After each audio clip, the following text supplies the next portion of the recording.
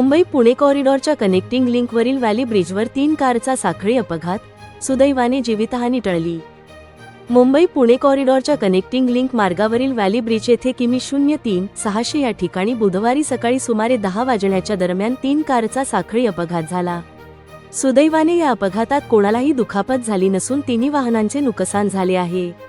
प्राप्त माहितीनुसार Fortuner MH05C 3512 वेरणा AP 39LW 9979 आणि कार क्रमांक MH02DZ 8640 ही वाहने मुंबईहून पुण्याकडे जात असताना किमी 03-600 वरील व्हॅली ब्रिज परिसरात आली असता हा अपघात घडला.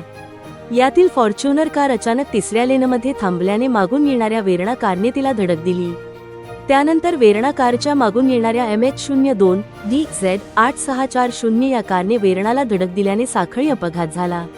अपघाताची माहिती मिळताच महामार्ग वाहतूक पोलीस यंत्रणा, बोरघाटचे अधिकारी व कर्मचारी तसेच संबंधित यंत्रणांचे कर्मचारी घटनास्थळी दाखल झाले.